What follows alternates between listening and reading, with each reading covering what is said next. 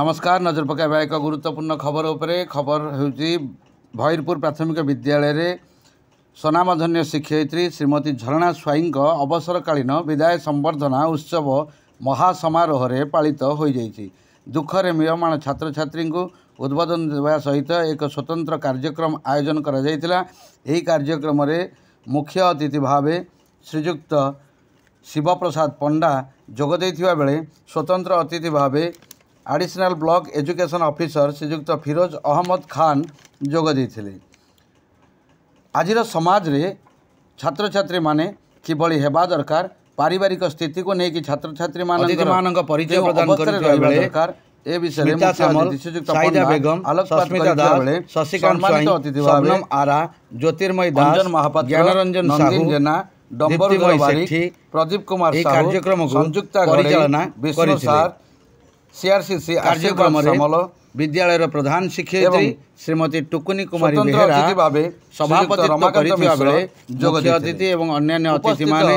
आज कार्यक्रम विशेषज्ञ संपर्क रे कार्यक्रम को पिला मानक एक दिग्दर्शन एक दुखर छाया समग्र सम्मानित विद्यालय रे खेली जाइथिला। प्रदीप कुमार साहू आदिर शिशु आसंता कालीर भविष्य एवं परिवार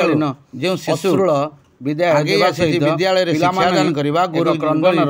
सृष्टि करिथिले। ब्रह्मा एवं महेश्वरंग स्वरूप बोली वर्णना करबा सहित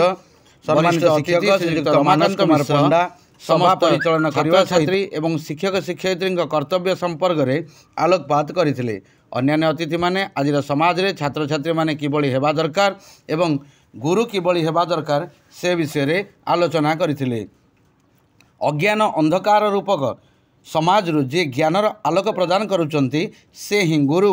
एवं गुरु जे प्रकृत रे मनुष्यर बा शिशु मानकर एक स्वतंत्र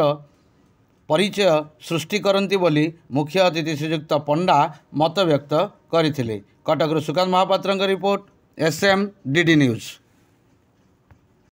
यह कार्यक्रम में कुनि कुनि छात्र छात्री माने सहयोग करने सहित विद्यालय परिचालना कमिटीर समस्त सभ्य सभ्या उपस्थित रही दीदी को विदाय संबर्धना ज्ञापन करथिले। आजिर शिशु आसंता कालीर भविष्यत एवं छात्र गढ़िबारे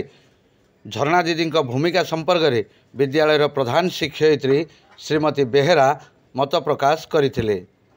एही कार्यक्रम में समस्ते एक स्वतंत्र सर कौन कहे आज जो विदाय काल संबर्धना उत्सव में जोग देते विद्यालय केमती कौन अनुभव करते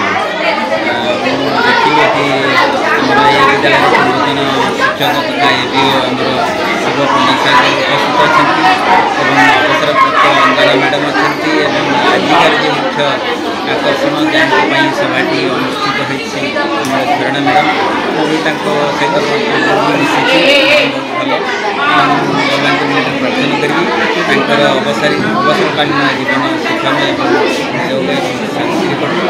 किंतु आगे मैडम कहि माने पिला संपर्क जमी भल रो मैडम जमी समय पाइबे